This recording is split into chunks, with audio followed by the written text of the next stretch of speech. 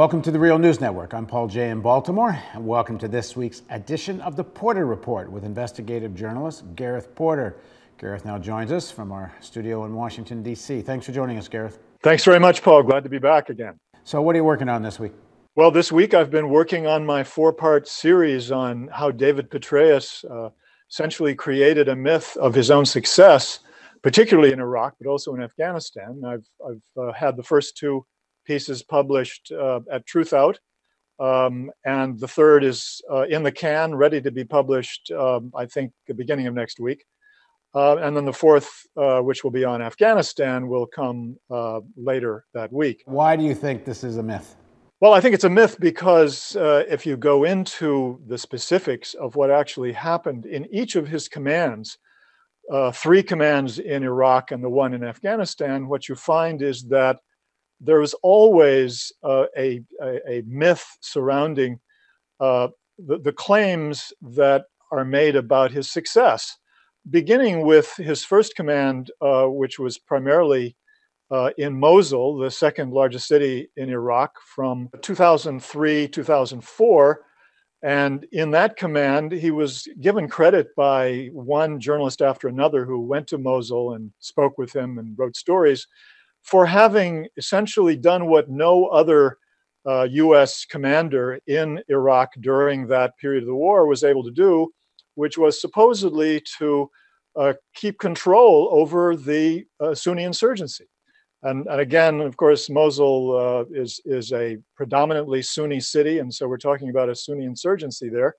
But what I found out from a source which has, as far as I know, not been picked up by anybody else in the news media, a paper that was done at the Naval Postgraduate School in 2008, as I recall, was that if you look at the actual figures for the number of attacks by the Sunni insurgents by month in Mosul, and you begin with June, what you find is that there was a steady buildup from about 25 attacks per month in around May, June, to up to more than 130 a month in December, actually. But over that roughly 6 or 7 month period, the Sunni insurgents had actually tripled the level of their attacks. The fact is that the attacks in Mosul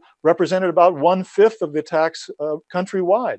So it was simply not true that he was keeping control over the insurgents. They were building slowly, methodically, systematically towards a major attack, which took place later after Petraeus had left, but clearly could be anticipated by the pattern that was shown in those figures. And what happened was that Petraeus simply kept that away from that set of data away from the visiting journalists.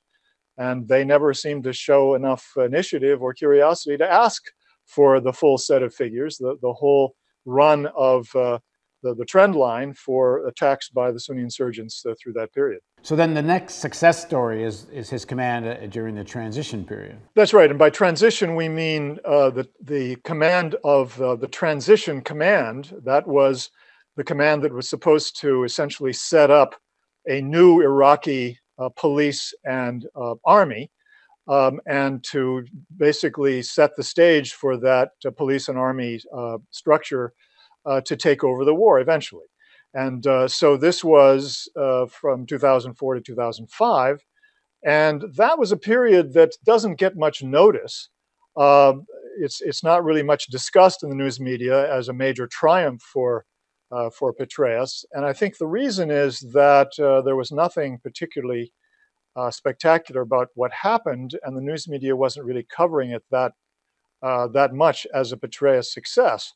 But what we now know is that what Petraeus did during his command over that transition command was that he was the one who was sponsoring the induction of something called the Wolf Brigade into the U.S. counterinsurgency war. The Wolf Brigade was a roughly 2,000-man openly sectarian Shia brigade of troops that somehow got mysteriously set up in 2004. And when Petraeus found out about it, he jumped right on it, gave them a month or two of training, US counterinsurgency training, and then sent them to, guess where, Mosul, to come in and try to track down the Sunni insurgents and interrogate them. And what happened, instead of really helping to quell the Sunni insurgency in a long-term sense, that really added fuel to the flames in Mosul, because what the Wolf Brigade did was to torture hundreds of Sunni population who were accused of being part of the Sunni insurgency, and in most cases— How do we know all this? Well, human rights organizations actually documented dozens of cases where people were tortured into making false confessions. And there's one case that is particularly outrageous: a 46-year-old housewife whose brother was suspected of being in the insurgency, who was kept in a prison or a detention center by the Wolf Brigade, and was tortured by the Wolf Brigade into admitting that she was part of the insurgency. She did so after having been whipped by these steel cords, very harsh beating with steel cords. And she admitted that she was part of the insurgency when in fact she was not at all a part of the insurgency. And it was acknowledged later on, after the Wolf Brigade left and she was freed from the detention center, they acknowledged, the authorities who were left behind acknowledged that she was innocent. And what about the surge? Petraeus is mostly known because of what's called the great success of the surge, which turned the tide of the war. Right. I mean, this is the biggest part of the myth of David Petraeus. And that has to be broken down into two different myths, I think. The first myth was about how he got the Sunnis to turn around and become essentially part of the anti-Al-Qaeda counterinsurgency program in Iraq, particularly in Anbar province. And the myth is that this happened because of the surge gave the United States more troops to help protect the Sunni population, and it allowed them to oppose Al-Qaeda. And secondly, that Petraeus was so clever about his counterinsurgency strategy that he made the contact with the Sunnis and made them feel that the United States was their friend. But what really happened was that the Sunni insurgents had been ready to cooperate with the United States all along, and the US had refused to basically let them take over the local security organs in Ramadi. Define cooperate or collaborate, because my understanding what it was that they wanted to go after the Al-Qaeda type terrorist elements. They did. The Sunni insurgents were ready to cooperate with the United States and oppose in armed struggle against the Al-Qaeda. And in fact, they were trying to do so on their own, but they wanted the United States to cooperate with them, to support them, to give them authority for local security organs and stop opposing the Sunni insurgents. And the US military would not do that until, of course, Petraeus came along. And then he said, okay, we'll do it. But Petraeus didn't admit that what he was doing was essentially authorizing or empowering the same people that the United States had been fighting all along, and who basically provided the primary rationale for the United States being in Iraq. So that was a big part of the David Petraeus myth. But the other part of it was that Petraeus always claimed that it was the surge and his counterinsurgency strategy that essentially dialed down dramatically the level of sectarian violence in Baghdad, particularly.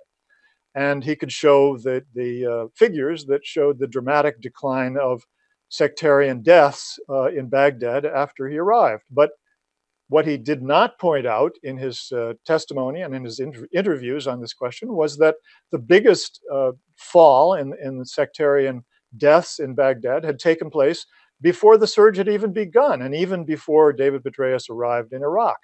And then the second major fall in the level of sectarian deaths in Baghdad happened after Muqtada al-Sadr had given a unilateral ceasefire order to his followers in the Mahdi army.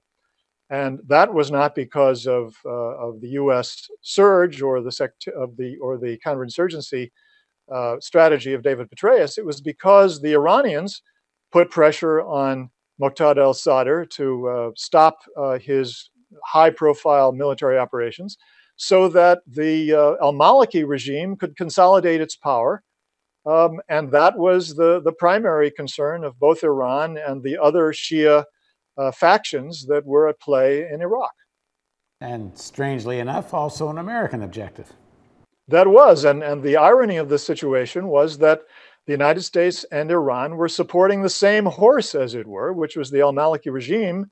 And what Petraeus was telling the US Congress and the press was that the Iranians are fighting a proxy war against the United States. That was, of course, really a political fiction. And the reason, as I'm going to show in my piece that has not been published yet, is that what Petraeus needed at that moment was the support of Vice President Dick Cheney. And Cheney was the last neocon in the Bush administration who was still pursuing the idea of a confrontation, military confrontation with Iran. And Petraeus had to sort of cater to Dick Cheney's desires. And that's why he was telling a big fib about the actual strategic situation in Iran at that. In Iraq. It's also kind of ironic, staying with your horse metaphor, that the Maliki horse is now more in the Iranian barn than it is the American barn. You can see that from Syria, where the Iraqi government's allowing Iranian weapons to fly over into Syria without stopping them, in spite of America yelling about it.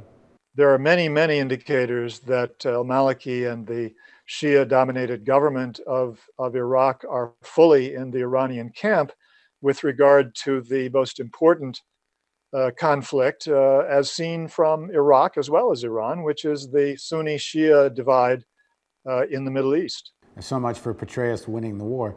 So thanks very much for joining us, Gareth. Thank you, Paul. And thank you for joining us on the Real News Network. And if you'd like to see more analysis like this, we're in our year-end fundraising campaign. We have an extension of our matching grant campaign. We're now trying to raise $150,000. If you click on the button, donate button somewhere over here, or send a check, or make a phone call, every dollar you give will be matched until we hit that $150,000 target. So thanks for joining us on the Real News Network.